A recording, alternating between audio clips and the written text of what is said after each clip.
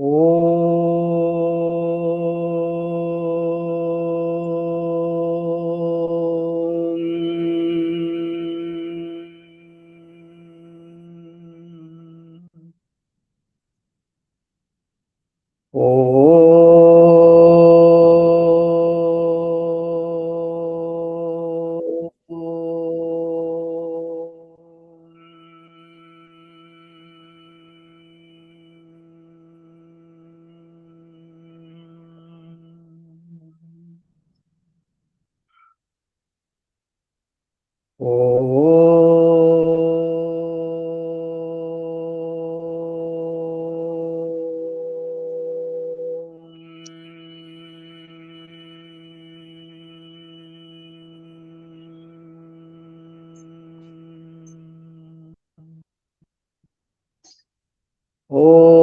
भद्रं कर्णेभिः शृणुयाम देवाः भद्रं पश्येमाक्षभिर्यजत्राः स्थिरैरङ्गैस्तुष्टवागुंसस्तनूभिः व्यशेम देवहितं यदायुः स्वस्ति न इन्द्रो वृद्धश्रवाः स्वस्ति न पूषा विश्ववेदाः स्वस्ति नस्तार्क्ष्यो अरिष्टनेमिः स्वस्ति नो बृहस्पतिर्दधातु ओम शांति शांति शांतिः।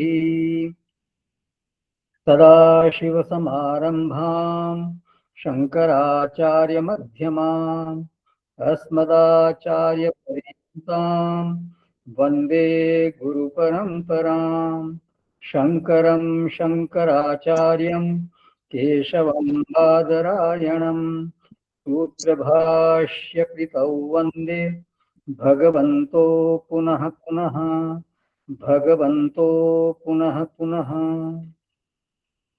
ॐ पार्थाय प्रतिबोधितां भगवता नारायणेन स्वयं व्यासेन ग्रथितां पुराणमुनिना मध्ये महाभारतम् अद्वैतामृतवर्षिणीं भगवतीम् अष्टादशाध्यायिनीम् अम्ब त्वामनुसन्दधामि भगवद्गीते भवद्वेषिणीम्। नमोऽस्तु ते व्यासविशालबुद्धे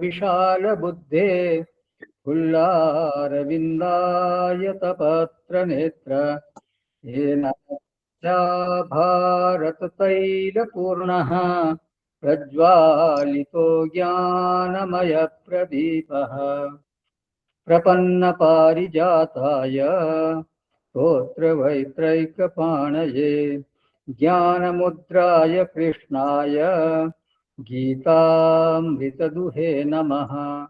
सर्वोपनिषदो गावो दोग्धा गोपालनन्दनः पार्थो वत्सः सुधीर्भोक्ता दुग्धं गीतामृतं महत्। वसुदेवसुतं देवं कंसचाणूरमर्दनं देवकी परमानन्दं कृष्णं वन्दे जगद्गुरुं कृष्णं वन्दे जगद्गुरुं कृष्णं वन्दे जगद्गुरुं।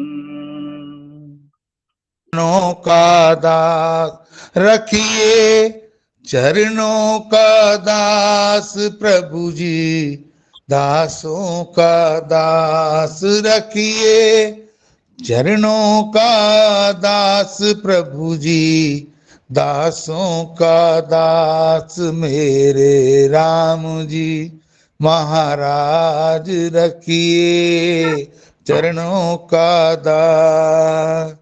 तू तो दीनों का साथी मुझ में दीनता नाती, तू तो दीनों का साथी मुझ में दीनता नाती, पर विश्वास की मन में जलती रहती है वाती, याद रहे तुझको प्रण की लाज रहे तुझको जन की, भूल मेरी काली करनी, शरण मुझे लोगे अपनी, मेरे राम जी महाराज रखिए चरणों का दास।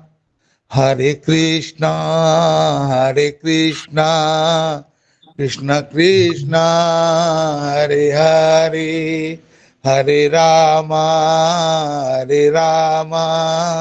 राम राम हरे हरे, हरे कृष्णा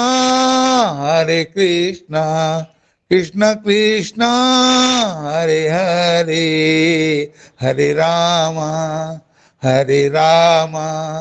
राम राम हरे हरे। हरि ओम तत्सत। तो इससे पहले वाले सत्र में हमने देखा था कि मनुष्य का कर्म में अधिकार कहाँ है और कहाँ नहीं है।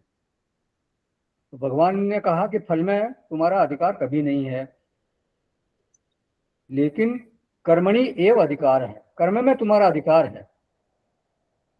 लेकिन कर्म में अधिकार जो है वो पूरी तरह से करने में कोई मनुष्य, कोई भी जीव स्वतंत्र दिखाई नहीं देता है। एक सीमा तक ही उसकी स्वतंत्रता है। ये अपने पिछले सत्र में ये बात इस पर चर्चा हुई थी। तो ये सीमा बनाने वाला कौन है? भगवान कहते हैं स्वभावज कर्म, स्वभावजेन स्वेन कर्मणा निबद्धः। 59वें श्लोक में कहा था ना भगवान ने, प्रकृति त्वाम नियोक्ष्यति। तो जीव की जो प्रकृति है, जीव का जो स्वभाव है वो नियोक्ता है। स्वभाव से जो प्रकृति माने स्वभाव से जन्मा हुआ स्वधर्म, वो नियोक्ता है। अंतःकरण में प्रकट होने वाली जो संपत्तियां हैं, जो गुण हैं, वो स्वभाव शब्द वाच्य हैं। लोक में व्यक्ति अपने पूर्व शरीर में अर्जित किए हुए स्वभाव से संलग्न है। जो हम देखते हैं ना, जो हर एक व्यक्ति का स्वभाव अलग अलग है, वो अपने स्वभाव से संलग्न है। संलग्न है माने बंधा हुआ है। जब हम कहते हैं कि बंधा हुआ है, इसका मतलब है वो कि उससे संलग्न है, उससे उस स्वभाव से वो जुड़ा हुआ है। और कोई भी जीव स्वभाव रहित नहीं है, प्रकृति शून्य नहीं है। हर एक जीव की अपनी एक प्रकृति होती ही है। हर एक जीव अपना स्वभाव लेकर पैदा होता है। तो जो स्वभाव है वो प्रकृति के अधीन है, और इसलिए विविध परिस्थितियों में सबकी जो स्वाभाविक प्रतिक्रियाएं हैं वो अलग अलग होती हैं, वो एक जैसी नहीं होती। जो सहज प्रतिक्रिया निकलती है वो सबकी अलग अलग होती है। तो जीवन में जो हमारी सहज इच्छा की दिशा होती है, जो हमारी सहज इच्छा होती है, वो भी अलग अलग होती है। एक व्यक्ति मानो कि आस्तिक है, ज्ञान व्यसनी है, शांति उसको प्रिय है, दांति अर्थात इंद्रिय संयम, तो बहुत ज्यादा उसको ताम झाम नहीं चाहिए। जीवन में अशिष्टता, चंचलता, बहुत ज्यादा उछल कूद उसके दिखाई नहीं देती। जबकि दूसरे को जब तक जीवन में रौनक ना हो, जब तक उछल कूद ना हो, जब तक चहल पहल नहीं हो, मजा ही नहीं आता उसको। वहाँ शांति का अभाव है, बहुत ज्यादा ताम झाम वहाँ दिखाई देता है। तो इच्छा में भेद है। एक की इच्छा है शम दम उपरति, शांति, सरलता, सादगी। उसका वैचारिक धरातल ऊंचा है, अनुभव का धरातल उसका ऊंचा है, ज्ञानम विज्ञानम आदि उसके भीतर है। श्रद्धा है माने आस्तिक्यम है, शांति है माने क्षमा करने में वो समर्थ है, माने ब्राह्मण स्वभाव है। गोस्वामी जी ने भगवान के स्वभाव के बारे में बताया, उनका अंतःकरण का स्वभाव कैसा है।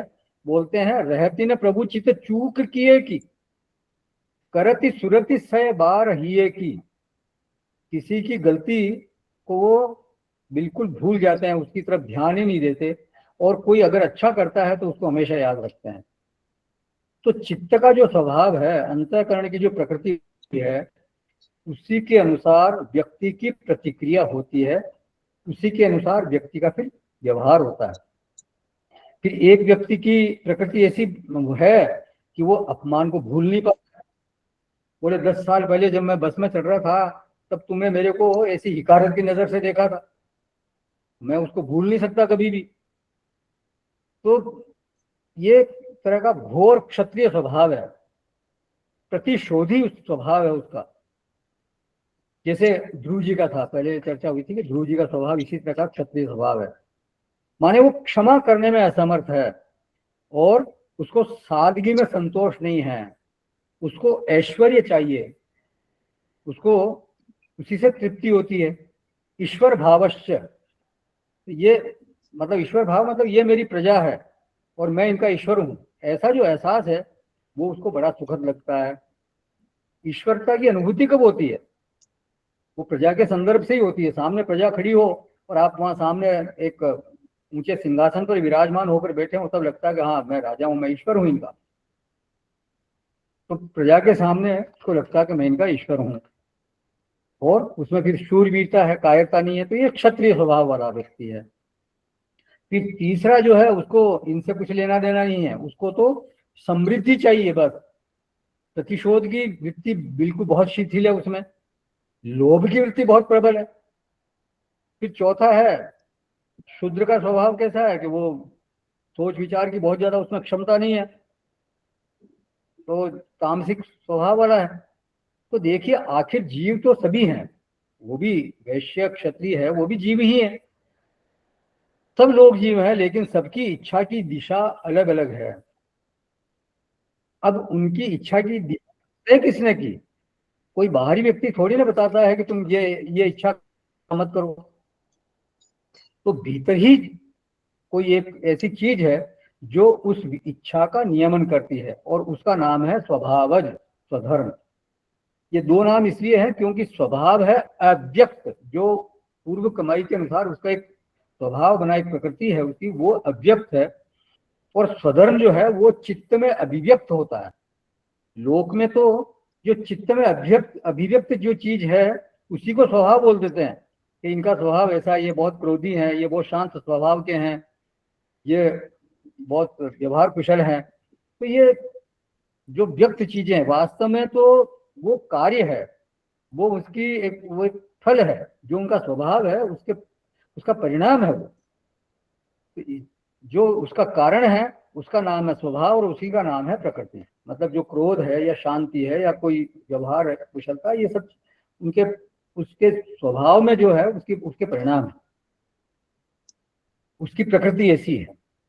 तो भगवान कहते हैं एक प्रकृति नाम की, एक स्वभाव नाम की चीज तुम्हारे भीतर में बैठी है जो तुम्हारी इच्छा का संचालन करती है। स्वभाव शब्द के अंतर्गत 3 चीजें आती है। क्या क्या है वो? एक तो त्रिगुण है, एक वासना और प्रारब्ध। इनमें से एक की भी उपेक्षा नहीं हो सकती। लोगों के जीवन का संचालन ये तीनों ही मिलकर करते हैं।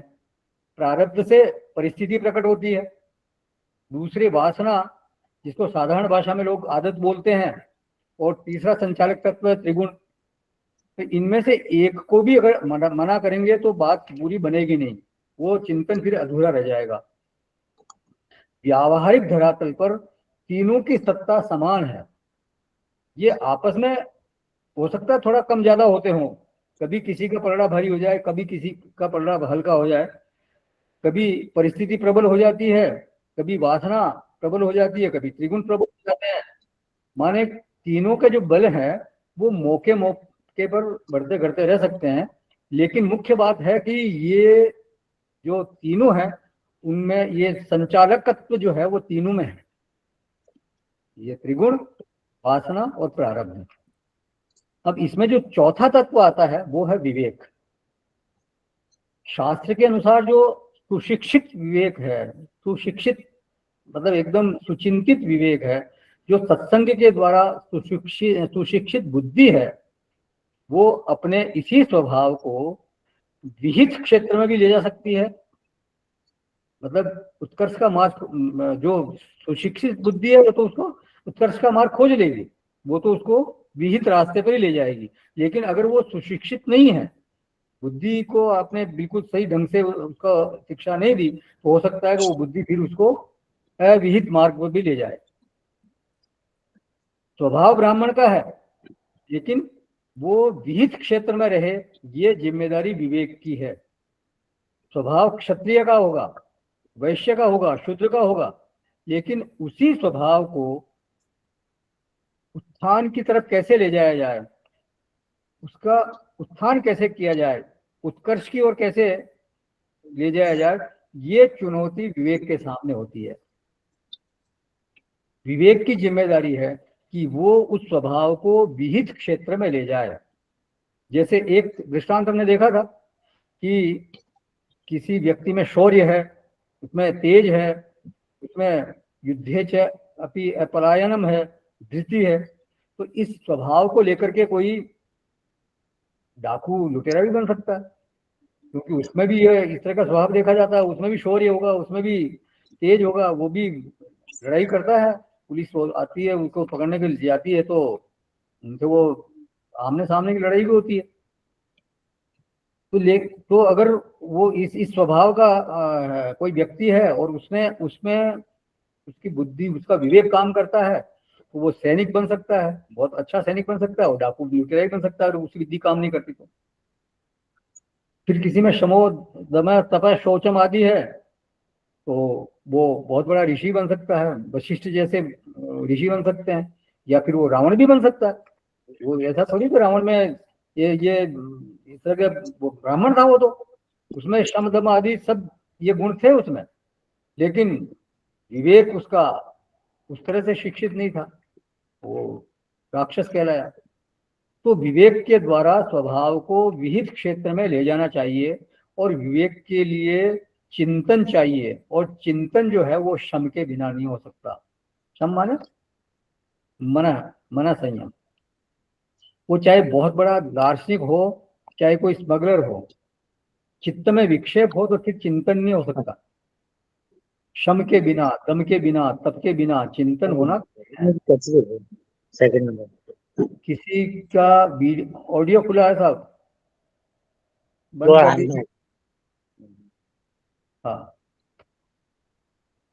तो शम दम के बिना, तप के बिना ये चिंतन होना कठिन है। चित्त में विक्षेप रहेगा ही रहेगा। तो मन में विक्षेप हो, मन में चांचल्य हो, और कहो कि गीता का चिंतन करना है, कभी संभव नहीं है। तो ये दो ऐसे ताले हैं कि अपनी ही चाबी से खुलते हैं, हर चाबी इनमें लगती नहीं। हालांकि देखने में सब चाबी एक जैसी होंगी। जब किसी ताले की चाबी खो जाती है तो हमारे पास चाबियों का गुच्छा होता है, तो हम ट्राई करते हैं कि ये शायद ये लग जाए, ये लग जाए, ये लग जाए, लेकिन ताला वो खुलता नहीं है। तो उसी ताले की चाबी अगर हुई तो फिर वो लगेगी, नहीं तो वो लगेगी नहीं। इसी तरह से जो गीता जी हैं, या उपनिषद हैं, या और प्रकरण ग्रंथ हैं, या जो भी ब्रह्मसूत्र आदि हैं, उनको समझने के लिए एक विशेष तरह की बुद्धि की आवश्यकता होती है। जब तक वो बुद्धि उनमें न घुसे तब तक वो अपने आप को खोलते नहीं है। तो विवेक ये चौथी चीज हो गई। अब भगवान पांचवी चीज का नाम लेते हैं, वो है ईश्वर। वो कौन है? बोले उपहित चेतन। विवेकोपाधिक चेतन बोल दीजिए उसको, वासनोपाधिक चेतन, प्रकृत्योपाधिक चेतन, प्रारब्धोपाधिक चेतन, माने ये सब उसकी उपाधियां हैं। इन सब उपाधियों से वो चेतन उपहित है, और वो अंतर्यामित्वेन तिष्ठति सर्वभूतानां हृद्देशे। सभी प्राणियों के हृदय में वो अंतर्यामी रूप से बैठा है। हृदय माने जहां बुद्धि निवास करती है, जहां स्मृति निवास करती है, जहां से चिंतन होता है। एक बार गुरुजी से किसी ने पूछा कि मन कहाँ रहता है। गुरुजी माने पूज्य स्वामी तेजोमयानंद जी। तो मतलब जो मन है वो शरीर में कहाँ रहता है बोले, तो वो बोलते हैं कि वो तो हम बाद में बताएंगे, पहले ये बताओ कि 5 और 9 कितने होते हैं। उसने फट से जवाब दे दिया, 5 और 9 14 होते हैं। बोले ये जोड़ कहाँ लगाया तुमने? जहां तुमने ये जोड़ लगाया वहीं तुम्हारा मन रहता है। तो स्मृति प्रत्यय के रूप में, बुद्धि वृत्ति के रूप में, अंतर्यामी के रूप में वो चेतन ईश्वर संज्ञा धारण करके सबके भीतर बैठा है और उसी की अधिष्ठानता में हमारा संचालन होता है। संचालन करने वाले कौन है? देखा जाए तो ये तीनों, वासना, त्रिगुण और प्रारब्ध, जो कि क्या कहे जाते हैं? प्रकृति कहे जाते हैं, स्वभाव कहे जाते हैं। तो भ्रामयन का जो करता है वास्तव और चेतन नहीं है, भ्रामयन का करता है ये प्रकृति, मतलब ये प्रारब्ध, वो ये त्रिगुण और ये वासना, जिसको प्रकृति हम बोलते हैं। माया, माया शब्द से इन तीनों को ले लेना चाहिए। माया क्या है? मतलब माया जो नहीं है वो माया। वास्तव में त्रिगुण जो है वो कुछ वो सामने दिखाई थोड़ी देते हैं, उनका खाली अनुभव होता है। मेरा सत्व गुण बढ़ा हुआ है या रजोगुण बढ़ा हुआ है या तमोगुण बढ़ा हुआ है, ये कैसे पता चलता है हमारे को? हमारी उस समय जो हमारी भीतर की स्थिति होती है उससे हमारे को पता चलता है। बस एक अनुभव में अनुमान करते हैं कि इस समय मेरा सत्वगुण बढ़ा हुआ है कि रजोगुण बढ़ा हुआ है कि तमोगुण बढ़ा हुआ है। तो ये माया, तो ये माया जो है वो त्रिगुण का वाचक है, लेकिन केवल वो त्रिगुण नहीं है, वासना और इंद्रियां, विषय, ये भी त्रिगुण के अंतर्गत की आते हैं।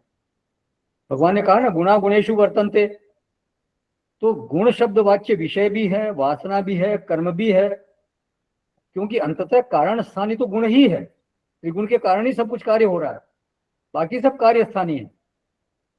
तो जैसे घट को मिट्टी कहा जा सकता है, आभूषण को सोना कहा जा सकता है, वैसे ही इन सभी को गुण शब्द से बोला जा सकता है। मतलब वासना, त्रिगुण और जो प्रारब्ध, इन सबको या विषय आदि सबको इनको गुण शब्द से बोलते हैं।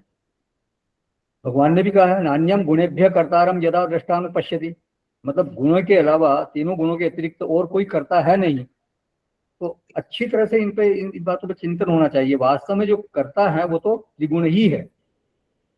तो माया भ्रामयन, वही भ्रमित कर रही है, माने उसी की अधिष्ठानता में जीव का संचालन हो रहा है।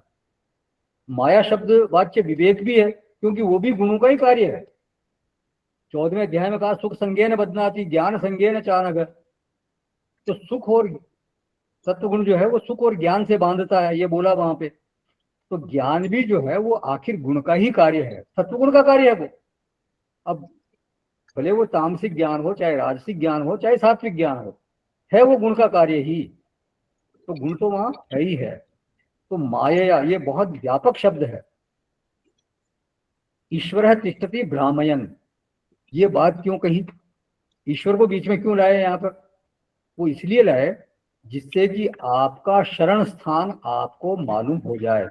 और इसलिए आगे आदेश आ रहा है, अगले जो 62वां श्लोक जो हमने देखा था उसमें आया था तमेव शरणम गच्छ। तो शरणम गच्छ का अभिप्राय क्या है? कि अंतर्यामी प्रभु का वरण हो जाए, वो हमारे जीवन के संचालक हों, हमारे जीवन में उन्हीं की प्रीति की प्रधानता हो जाए।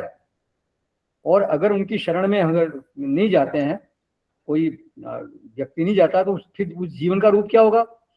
तब हम अपनी परिस्थिति को ठीक करने में लगे रहेंगे, अपनी वासना को सुधारने की कोशिश करेंगे, कर्म को सुधारने की कोशिश करेंगे, गुणों की चिंता करेंगे। माने जीवन में प्रधानता फिर इन चीजों की हो जाएगी, ईश्वर की प्रधानता नहीं रहेगी। तो भगवान का कहना यह है कि अपनी दृष्टि प्रभु की ओर लगाइए। वासना, गुण, प्रारब्ध ये तुम्हारे मालिक नहीं है। अपने असली मालिक को पहचान करके उनकी शरण को प्राप्त करो, उनकी शरण ग्रहण करो, उन्हीं का वर्ण करो। और इतना ही नहीं, अपने सारे योग क्षेम के लिए, सब चीजों के लिए उन्हीं की शरण में रहो। भगवान ने तो कहा भी है अनन्या चिंतयन्तो माम ये जनः पर्युपासते तेषां नित्याभियुक्तानां योगक्षेमं वहाम्यहम्। अनन्य भाव से जो मेरे ही शरण में होकर रहते हैं, मेरा ही चिंतन करते हैं, उनका योगक्षेम मैं ग्रहण करता हूं। तो लक्ष्य के रूप में उनका वर्ण करो, आश्रय के रूप में भी उनकी ही शरण ग्रहण करो, और संचालक के रूप में भी उनका ही मार्गदर्शन ग्रहण करो। वो ही हमारे इष्ट हों, वो ही हमारे शरण्य हो, वो ही हमारे स्वामी हो। तो जब अंतस्थ प्रभु को जीवन में प्रधान बनाता है कोई जीव, तो फिर उसके जीवन की दिशा वासनानुसारी नहीं रहती। फिर उसके जीवन की दिशा प्रभु की ओर चल पड़ती है। उसको फिर प्रेम की अनुभूति होने लगती है, आश्वासन की, शक्ति की, ज्ञान की उसको अनुभूति होने लगती है। उनसे जुड़े रहने से, प्रभु से जुड़े रहने से एक भीतर में आनंद झरने लगता है। और कभी विस्मृति होती है, अगर कभी प्रभु की विस्मृति होती है तो फिर क्लेश का अनुभव होता है। तद विस्मरणे परम व्याकुलता। तो जीवन में फिर परमात्मा छाने लगते हैं, उसको परमात्मा ही मुख्य बन जाता है, परमात्मा की प्रधानता हो जाती है। उन्हीं की स्मृति में मुख्य रूप से जीवन चलता है। तत्प्रसादात, उनका प्रसाद क्या है? जीव को प्रेम की अनुभूति होने लगती है, जीव को आश्रय की अनुभूति होने लगती है, जीव में ज्ञान का प्रकाश, विवेक का प्रकाश निखरता जाता है। कोई धुंधलापन, कोई किसी प्रकार का कोई संशय विपर्य वहां रहता नहीं है। तो ये प्रसाद की अनुभूति है, और ये कोई कल्पना नहीं है। जो भक्त होते हैं उनको ये सारे अनुभव होते हैं, और केवल अनुभव होते ही नहीं, वो बाद में बढ़ते भी रहते हैं। जो जो अनुभव होते हैं उससे उसकी श्रद्धा बढ़ती रहती है, और तभी वो बोलता है कि जो कुछ है वो आप ही का है। वो याद करता है कि मैं क्या था और आपकी कृपा से अब मैं किस स्थिति में पहुंच गया हूं। तुलसी तुलसी सब कहे, तुलसी बन की घास, कृपा भई रघुनाथ की, हो गए तुलसीदास। बोले मेरी कोई औकात कहाँ थी, मैं तो एक साधारण सा जीव था, वो तो प्रभु की कृपा हो गई तो ये सब मेरे द्वारा प्रभु ने करवा दिया। तो आश्रयता की, प्रेम की, ज्ञान शक्ति, सामर्थ्य की अनुभूति उसको होने लगती है। फिर दुनिया में उसको रस दिखाई नहीं देता। जब परमात्मा के आश्रय का बोध हो गया किसी को, तो बाकी फिर चीजों के आश्रय में जाने की उसको जरूरत महसूस ही नहीं होती। बाकी फिर जरूरत क्या किसी की? उसे फिर किसी की जरूरत नहीं है जिसे आपने आसरा दे दिया है। वे है जब हम सफर, आप तो जमाने ने खुद रास्ता दे दिया। तो भगवान भी उसको फिर छोड़ते नहीं है, वो तो फिर उसको तार ही देते हैं। करिष्यसी बोला भगवान ने। वो तरता किधर है, मतलब तरना क्या है? उन्हीं में प्रवेश कर जाना, वही तरना है। कोई दूसरी जगह थोड़ी ना जाना है उसको। साधन भी वही है, सिद्धि भी वही है, आश्रय भी वही है, लक्ष्य भी वही है, मार्ग भी वही है, मंजिल भी वही है। तो ये है इस तरह का प्रसाद। तो इसलिए तमेव शरणम गच्छ, जीवन परमात्मोन्मुखी बन जाए। तो ये सारे सिद्धांत हमारे को जानने चाहिए। वासना भी है, त्रिगुण भी है, प्रारब्ध भी है, ये सब कुछ है, लेकिन आप तो केवल एक काम करो बस, तमेव शरणम गच्छ सर्वभावेन भारत। और जो शरण में अनन्यता होनी चाहिए। ये सर्वभावेन का क्या अर्थ है? उसमें किसी प्रकार का कोई व्यभिचार न हो, बिना किसी व्यभिचार के, माने एक ही आश्रय हो बस, दूसरा कोई आश्रय नहीं। मेरे तो गिरधर गोपाल दूसरो न कोई, एक भरोसो एक बल एक आस विश्वास, बस इस तरह की बात होनी चाहिए। भगवान ने भी कई जगह कहा है, अनन्यता की बहुत ज्यादा बात की है उन्होंने जगह जगह पर। मयि चानन्य योगेन भक्तिरव्यभिचारिणी, भक्त्या तो अनन्यया शक्य है अहमे वन विधोर्जुन, माम च यो अव्यभिचारेण भक्ति योगेन सेवते, अनन्य चेता सततम यो माम स्मरति नित्यशः। तो ये बार बार ये बात कही है। और भगवान भी ऐसे भक्त के लिए अपने नियम तोड़ देते हैं। जो इस तरह से बिल्कुल अव्यभिचारी भक्ति वाला व्यक्ति होता कोई, उसके लिए तो भगवान हमेशा तैयार रहते हैं। भीष्म पितामह की प्रतिज्ञा के लिए उन्होंने अपनी प्रतिज्ञा तोड़ दी। भीष्म पितामह की प्रतिज्ञा क्या थी? कि मैं आपको शस्त्र उठवा के रहूंगा, और भगवान ने प्रतिज्ञा की थी कि मैं इस युद्ध में शस्त्र नहीं उठाऊंगा। तो एक समय पर उन्होंने फिर ऐसी परिस्थिति बनी कि भीष्म पितामह ने के सामने ऐसे इतना जोर से उन्होंने युद्ध किया कि उनको भगवान वो एक तरह से भीतर से क्रोध का प्रदर्शन किया उन्होंने और शस्त्र उठा लिया, केवल इसलिए कि अपनी भक्त की प्रतिज्ञा का मान रखना था। उनकी प्रतिज्ञा का मान रखने के लिए अपनी प्रतिज्ञा उन्होंने तोड़ दी। अर्जुन के लिए सूर्य को ढक दिया उन्होंने।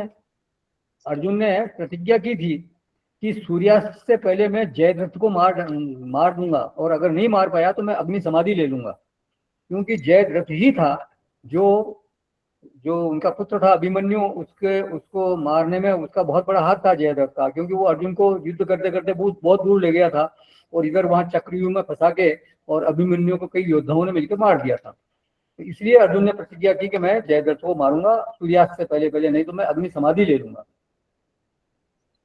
तो जयद्रथ को फिर कौरव पक्ष ने बहुत दूर पहुंचा दिया, वो दिखाई नहीं अर्जुन को, और सूर्यास्त होने तक वो मार नहीं पाए।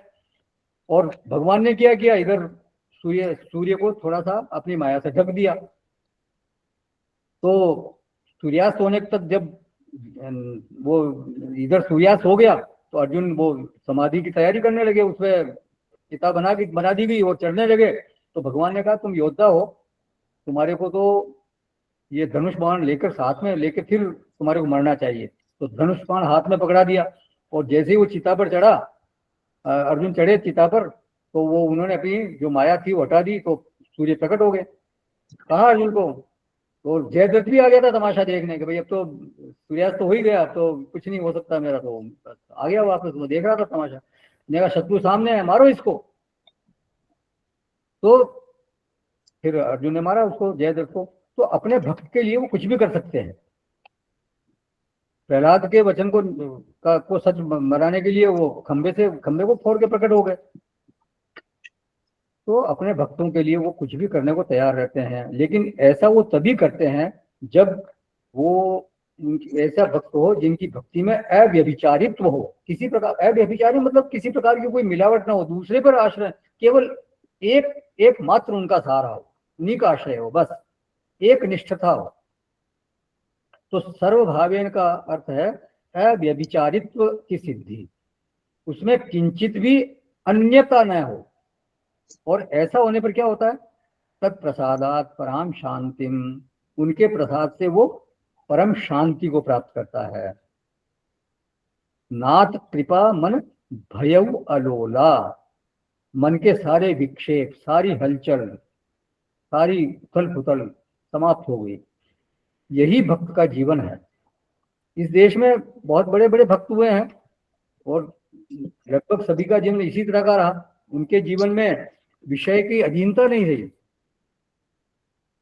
सभी विषय निरपेक्ष रहे।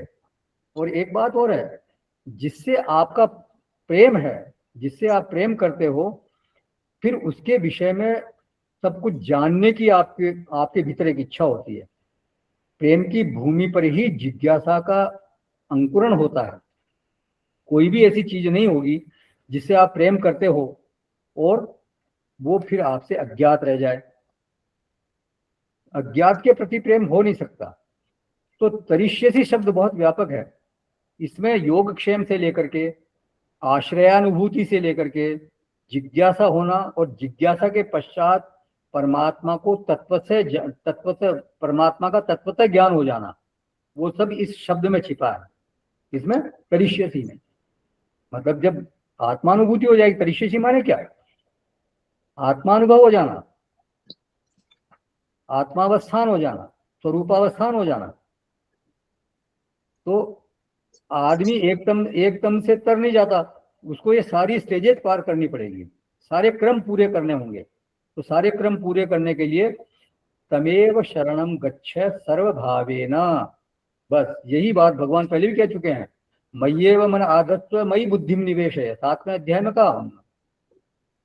फिर यत् करोषि 9वें अध्याय में बोला, यत् करोषि यदश्नासि यज्जुहोषि ददासि यत् तपस्यसि कौन्तेय तत्कुरुष्व मदर्पणम, मनमना भव मद्भक्त है मद्याजी माम नमस्तु। तो ये 9वें अध्याय में ये भी कहा। फिर 11वें अध्याय में बोला, मत कर्म है मत परम है मत भक्त है संग वर्जित है। तो जगह जगह ये बात उन्होंने कही है कि मेरी शरण में हो जाओ। और उनकी अनन्य शरण से, उनकी कृपा से परम शांति की प्राप्ति हो जाएगी और शाश्वत स्थान की प्राप्ति होगी। जिसको पहले शाश्वत पद कहा था उसी को यहाँ शाश्वत स्थान कहा है। 15वें अध्याय में भी बोला था परम पद, जिसको बोला था वही यहाँ शाश्वत स्थान है, मतलब एक ही बात है। और वो शाश्वतम स्थानम प्राप्ति माने स्वरूपावस्थानम भवती, बस ये हो जाएगा। अब ये 63वां श्लोक है। 63वें श्लोक में क्या कहते हैं? 18वें अध्याय का 63वां श्लोक है, 63rd। इति ते ज्ञानमाख्यातं गुह्याद् गुह्यतरं मया विमृश्यैतदशेषेण यथेच्छसि तथा कुरु। इस प्रकार ये गोपनीय से भी अति गोपनीय ज्ञान मैंने तुमसे कह दिया। अब तू इस रहस्य युक्त ज्ञान को पूर्णतया भली भांति विचार कर, जैसे चाहता है वैसे ही कर। तो मया गुह्यात गुह्यतरम ज्ञानम आख्यातम ते, मुझ सर्वज्ञ ईश्वर द्वारा तुझसे ये गुह्य से भी गुह्य माने अत्यंत गोपनीय, अत्यंत रहस्य युक्त ज्ञान कह दिया गया है। मैंने तुम्हें बताया कि कैसे तुम्हें ब्रह्म से साक्षात्कार की योग्यता प्राप्त हो सकती है। मैंने तुम्हें बताया कि कैसे तुम सुख शांति प्राप्त कर सकते हो। मैंने तुम्हें बताया कि मेरी शरण ग्रहण कर लो। ये शरण में आना गुह्य से गुह्यतर है। और अब मैं तुम्हें कहता हूं विमृश्ये तद अशेषेण यथेच्छसि तथा कुरु।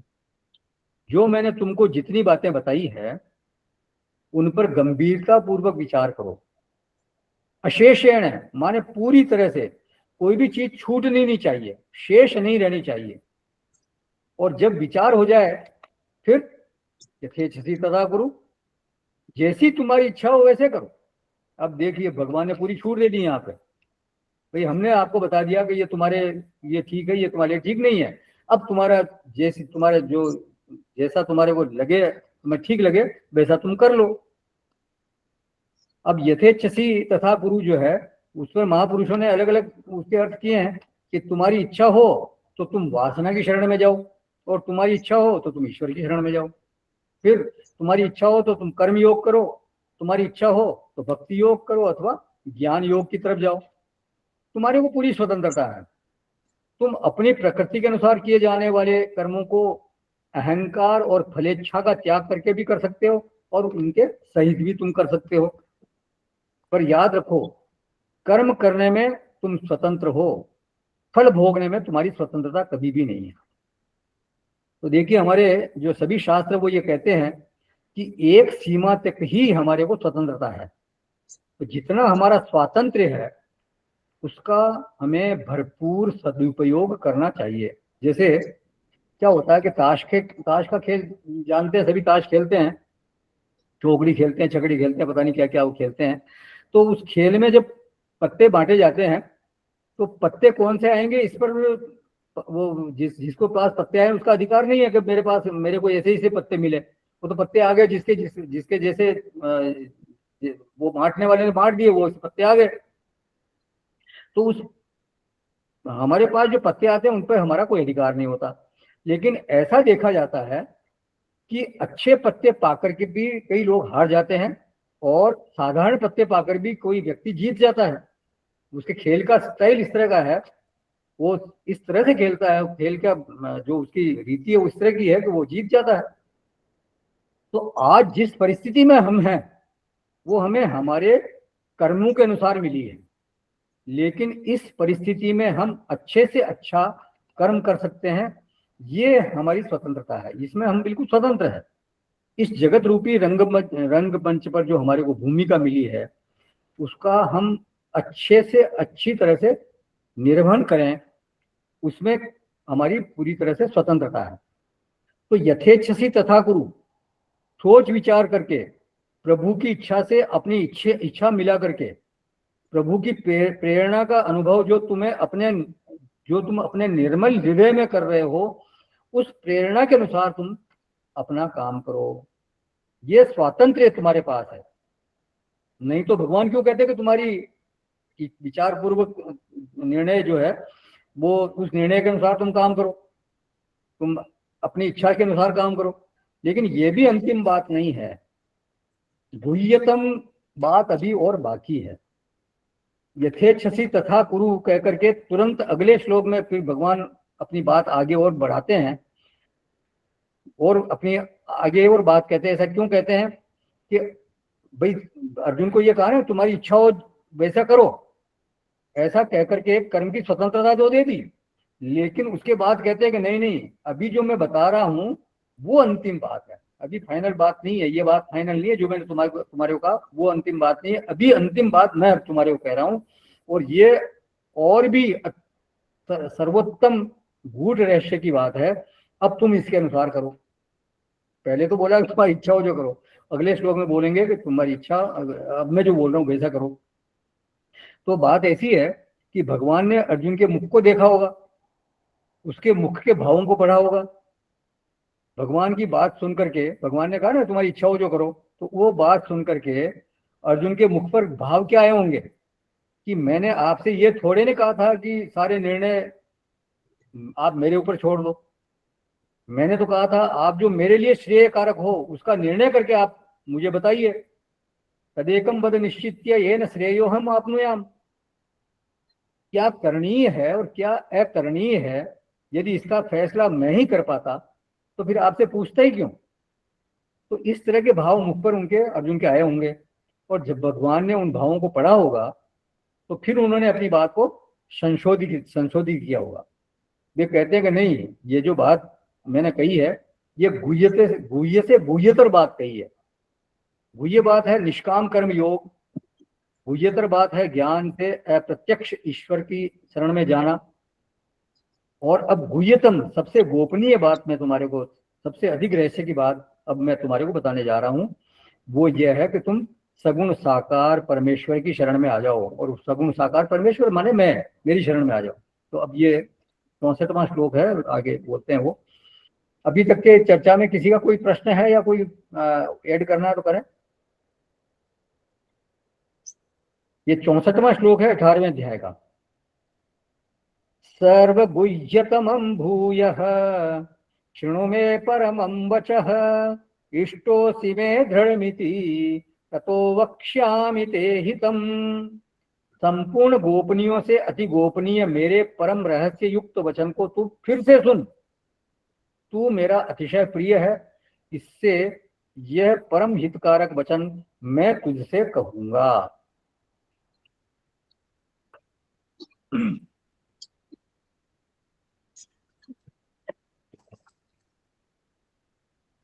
तो अर्जुन सुनो, सर्वगुह्यतमं भूयः शृणु मे परमं वचः, ये अत्यंत गुह्यतम रहस्य की बात है। ये अंतिम बात जो है वो मैं तुम्हारे को बताने जा रहा हूं। क्यों बता रहे हो? क्योंकि तुम इष्टोसी, तुम मेरे इष्ट हो। देखिए कैसी अद्भुत बात कर रहे हैं प्रभु। हम लोगों के इष्ट तो भगवान हैं, हमारे इष्ट, हम हमारे लिए भगवान इष्ट हैं, और स्वयं भगवान अर्जुन को कह रहे हैं कि तुम मेरे इष्ट हो। तो ये बात समझने की है कि भक्त जो है वो भगवान की भक्ति करता है। अगर वो सच्चा भक्त है तो फिर भगवान भी ऐसे भक्त की भक्ति करते हैं। तो कोई सच्चा भक्त होगा तो वो भगवान का इष्ट बन सकता है। तो इष्टोसी, और कैसा इष्ट है? दृढ़मिति, अत्यंत दृढ़ता पूर्वक, निश्चय पूर्वक कह रहा हूं। भाष्यकार लिखते हैं यहाँ पे, दृढ़म अव्यभिचारेण है, तू मेरा दृढ़ एकांतिक प्रिय है।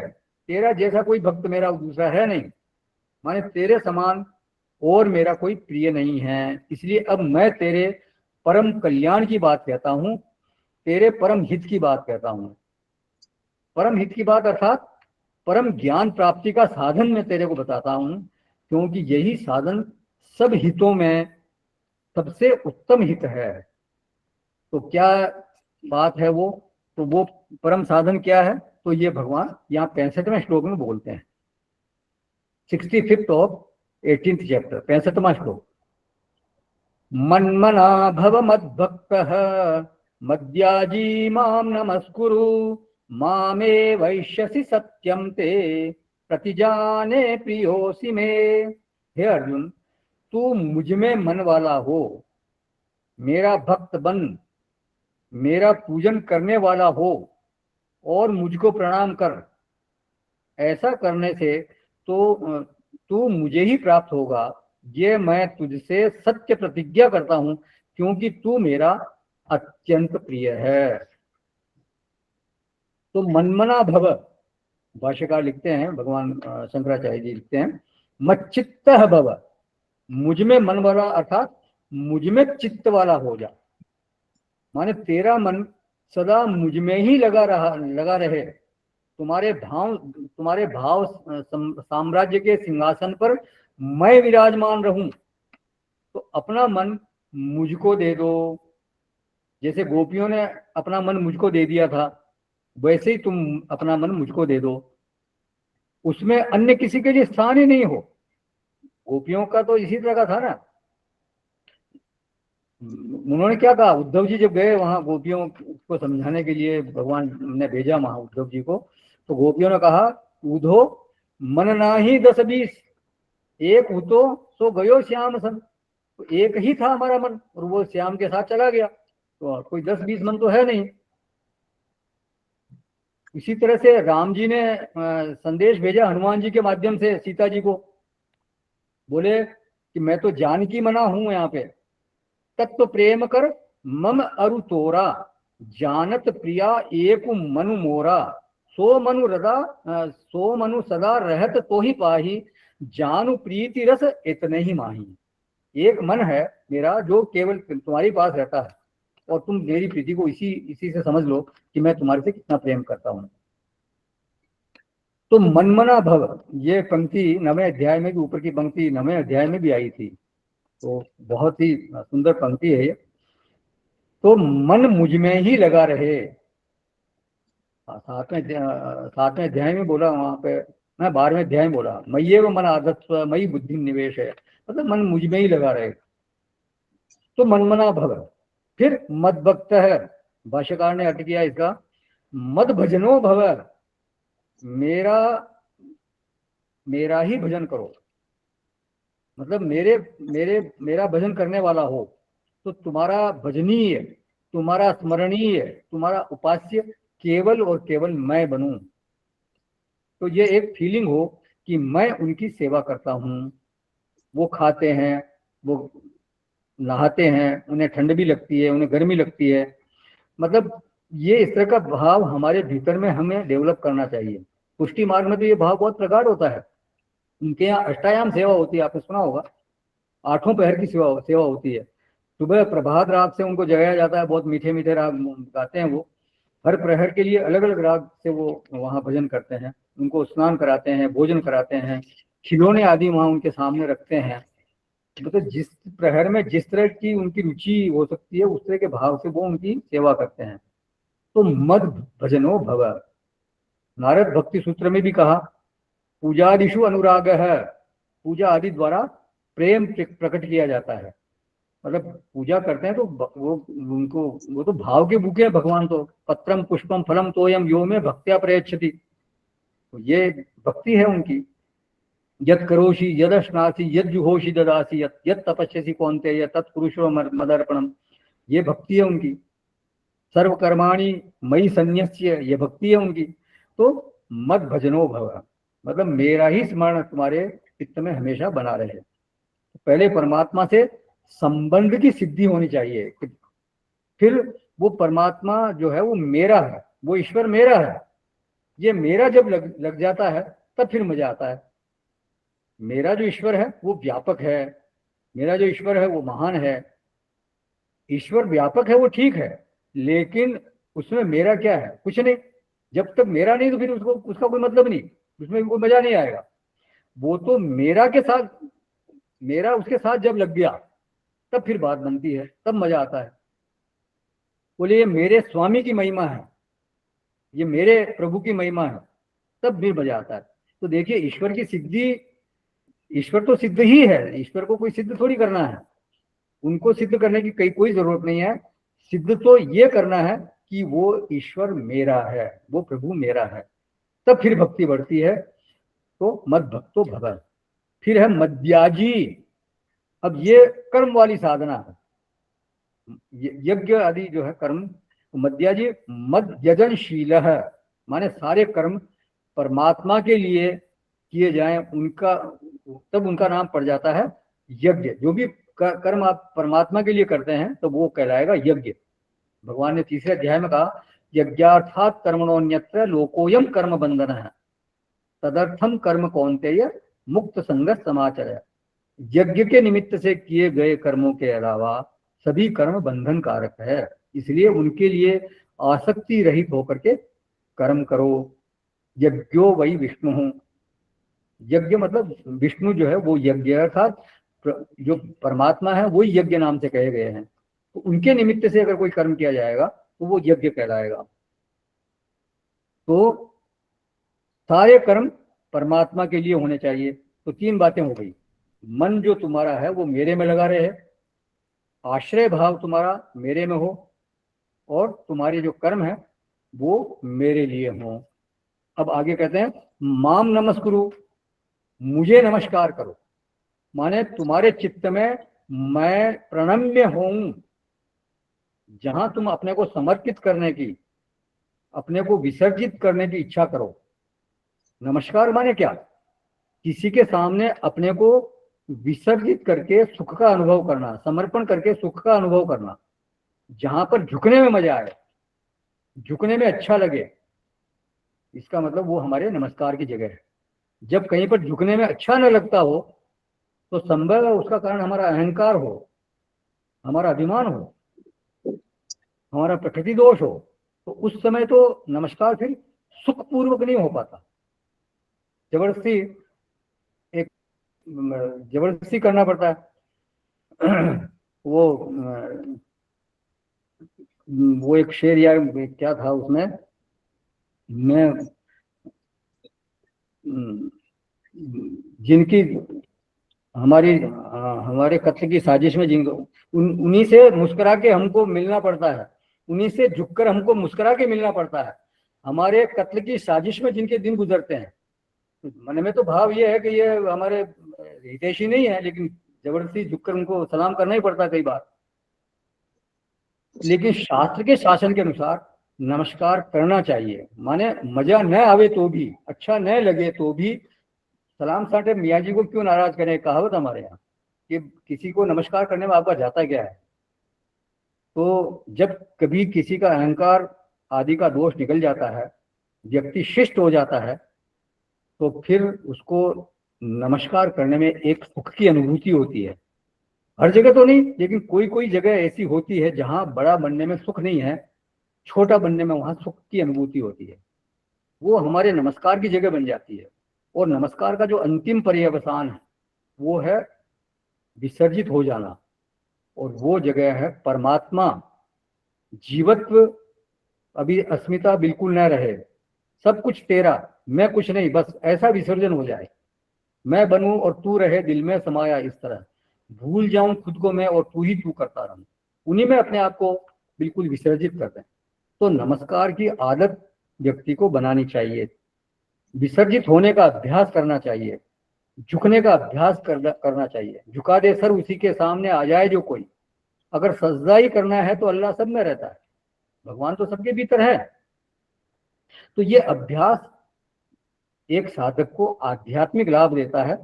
किस तरह से वो आध्यात्मिक लाभ देता है कि जो अभिमान का दोष है, जो उद्दंडता का दोष है, जो कदाचित अस्मिता क्लेश है कि मैं भी कुछ हूं, अपनी विशेषता को लेकर के व्यक्ति जो रहता है, वो दोष फिर धीरे धीरे शिथिल होने लगते हैं। तो नमस्कुरु माम, देखिए जो हमारे बड़े हैं, हमारे माता पिता हैं, हमारे गुरु हैं, संत महात्मा आदि हैं, उनके सामने तो हमारे को झुकना ही चाहिए। तो ये व्यक्तित्व का विसर्जन है, माम नमस्कुरु। उससे क्या होगा? बोले माम एव ऐष्यसि, तुम मुझ में ही प्रवेश पा जाओगे। मैं प्रतिज्ञा करता हूं अर्जुन, सत्यम प्रतिजाने, प्रतिजाने माने अहम प्रतिज्ञाम कुरु, मेरी ये सत्य प्रतिज्ञा सुनो कि तुम मुझ में ही प्रवेश कर जाओगे, मुझ में ही समा जाओगे, मुझसे एक ही भाव को प्राप्त हो जाओगे। क्यों? क्योंकि प्रियोसी में, तुम मेरे बहुत प्रिय हो, अत्यंत प्रिय हो। तो अर्जुन को स्वयं भगवान अपने श्रीमुख से कह रहे हैं, प्रियोसी में, तुम मेरे प्रिय हो। इससे तो बड़ा अर्जुन का सौभाग्य हो ही क्या सकता है। तो भगवान भाष्यकार कहते हैं, इस प्रकार भगवान को सत्य प्रतिज्ञ जान करके तथा भगवान की भक्ति का फल निस्संदेह मोक्ष है, यह समझ करके मनुष्य को केवल एकमात्र भगवान की शरण में ही तत्पर हो जाना चाहिए।